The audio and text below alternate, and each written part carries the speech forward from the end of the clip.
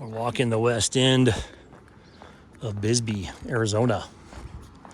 Kind of a cool little 2-lane road coming up here. Got some really tiny little houses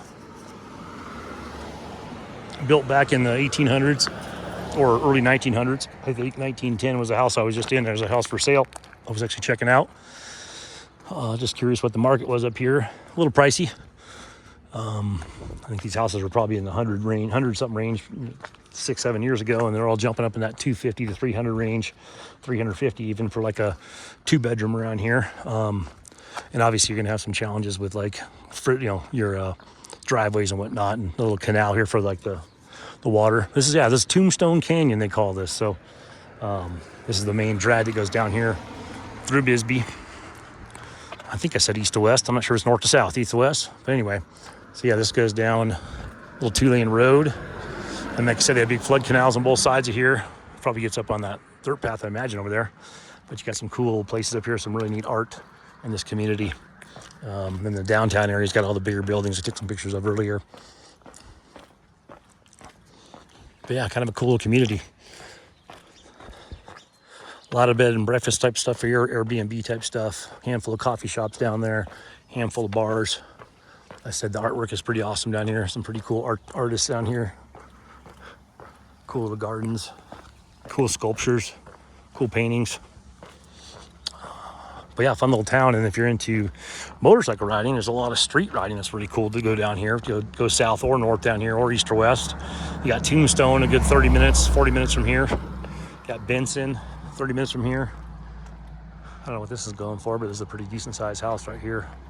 I'd assume like closer to the 400,000 range. But yeah, if you like dirt riding, there's a bunch of trails around here too. You can take and do some trail riding from the town of Bisbee, come back in here, get a good meal, some barbecue, some pizza, coffee, whatever, and then stay in a quaint little town like this. And there's a bunch of, like I said, little like rental places. I don't know if this is or these are separately owned, but there's a lot of places like this where you can rent them out for the weekend. Got some old mining shacks, some places that are fully restored. The architecture is beautiful down here. Like I said, I was surprised there's a handful of places for sale down here. I was just curious what the pricing would be. It'd be cool to have a house down here and do events down here and come into town and stay overnight over the weekend and then use this as a hub. But yeah, it's a cool place here. This is for sale. This is the BisbeeAdobe.com. The Adobe house.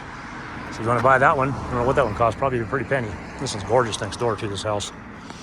And yeah, that's what got me originally here. Well, it's a ghost town, but Sterling and Eva, people know from the adventure motorcycle world, have a little hotel motel over here they had picked up, and they host a yearly adventure ride that looks phenomenal. I know the food is second to none. Sterling and Eva both are good at the hospitality, well known in the industry.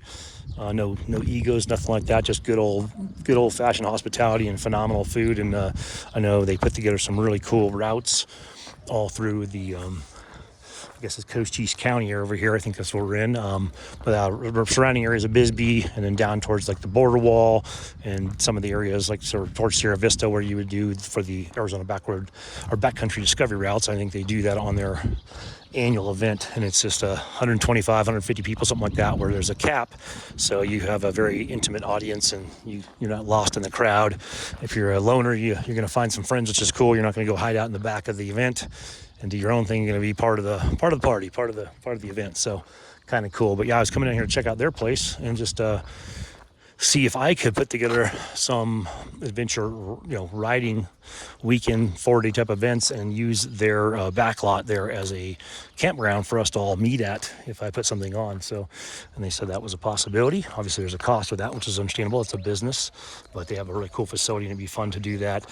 There's also Circle K right in their backyard, which is cool. So you got snacks and junk like that if you want to pack up some last minute hydration, obviously to be able to put some fuel in your bike and get it ready for the event. This one looks like it's completely abandoned here. There's just some stuff on the windows. I don't look like I've done much of that garage in a while. But yeah, so I'm always interested when I'm in different areas to look at real estate and see if there's something available. Up to about 15 properties right now in the last 5-6 years. And I should have gotten into real estate when I was much younger. It definitely pays. So I've always been told or heard rumors that was where money's at and kind of a guarantee. And obviously, I can't say I guarantee things could fall off, but I wish I would have bought more real estate, the last 20 years, but that's kind of, anyone could say that. Weird artwork. But I am happy with what I bought so far. And when I get in small towns like this, unfortunately, this one's really popular, so it's a little bit different. If it was a very unpopular town, you could probably pick up a little $20,000, $30,000 place. But, it'd be cool to grab, eat something like that. But look at these little houses up here, up on the hillside, some really cool little tiny cabins up here. But, so I always look at real estate. You never know. There's also towns just, 20 miles from here out in the desert that you can pick up something really cheap, or a little compound to do your own little adventure compound for you and your family or your friends, or to put on events and do some revenue. So that's a possibility. But their hotel, I'm going to butcher the name. It's like the Jonquil something or other hotel. So I don't know what it's called. When I walk up to it, I'll show you guys a sign so you know what I'm talking about. I'm going to butcher the name too bad. Evil will smack me probably. But yeah, so the town's just kind of cool. Just doing a little walk and talk here. Like a lot of these are Airbnbs. I've done some sort of moratorium, they said, on these things, so newer properties can't do that, but I know there's always ways around that for rentals. I don't think you can completely abolish rentals in a small town or a big town, so I think they're up against that. I was just talking to the lady back there that had her home for sale, like what the restrictions are on there, and she said everyone's working their ways around that. So obviously it sucks when everyone buys up these little places in these small towns for the local residents when everyone wants to do an Airbnb, but that's unfortunately just part of how it goes. This one right there, that doesn't say anything about the price. None of these other prices on them. You got to walk up and see, I guess. So look at that.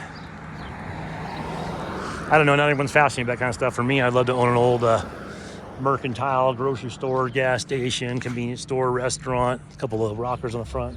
It's pretty cool. And you can't really, nothing really on the downside on that as far as it goes. But yeah, a lot of little towns have these little pass-through roads here. The main road, it goes up into the little outskirts. Some places they call it a holler, I guess, down that holler, but down these little side streets. This is the main street here, but it's a little two-laner.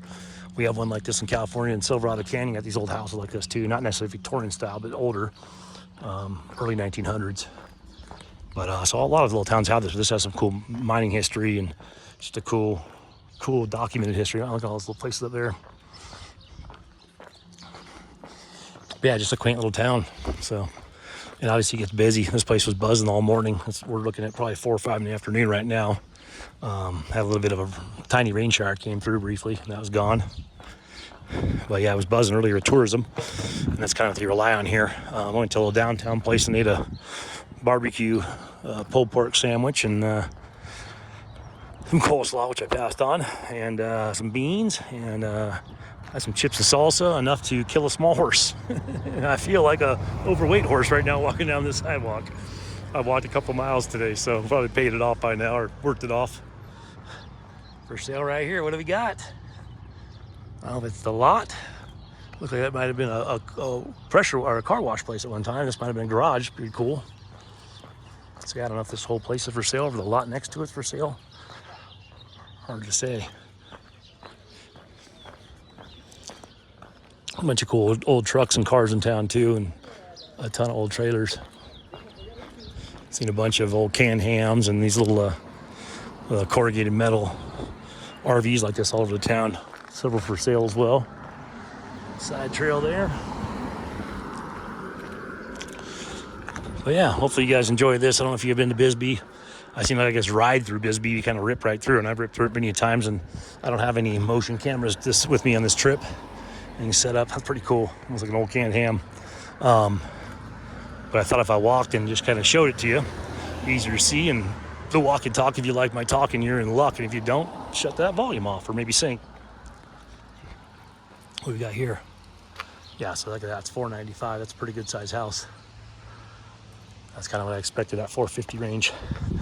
The house I looked at earlier was about $960 square foot. Had a small dugout basement you could use as a small garage.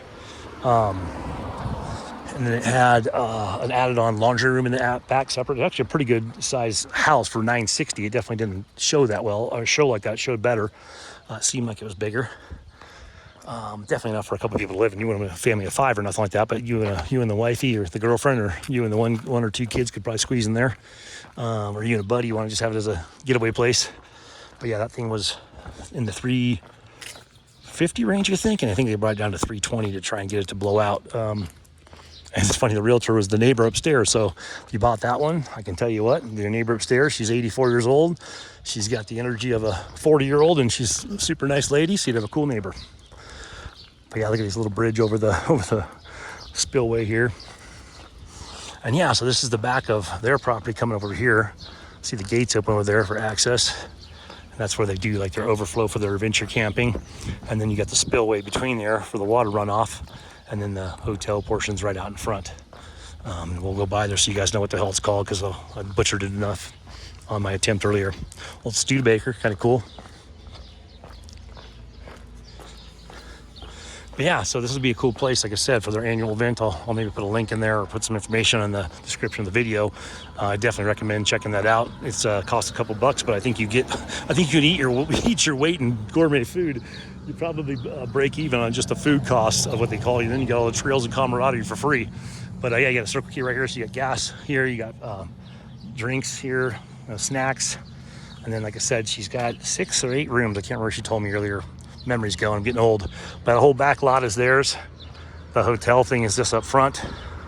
Jonquil, does that sound right? Yeah, Jonquil, Jonquil Motel. It's a little bigger than I thought too. I think it's all this property too, or maybe it's not. Maybe I don't know what the fuck I'm talking about. But it's definitely this property here. There's the office. There's a sign up there. Gets you in.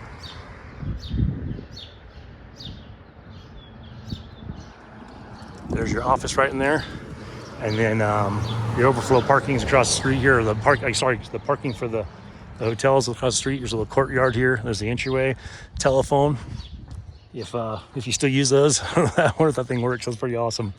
And then here's the end of the hotel. Here's your parking lot over here for the hotel, and then you have the lot in the back, which I went to earlier to check out. And then Bisbee, the main town's down there. You probably got a good half a mile still walking thereabouts. I'm not really good on my assumptive distances, but yeah, there's the little scooter.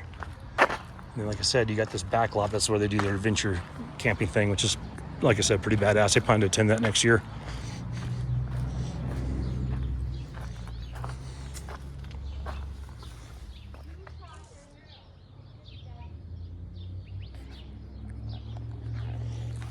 Good fishing in there too, catfish.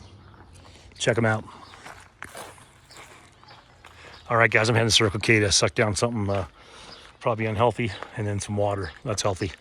Then I'm going to suit up, and I'm going to just do about a 6-hour drive, dodging elk on the way home. And thanks for tuning in, man. This was Tombstone by Tenere, also Bisbee by Tenere.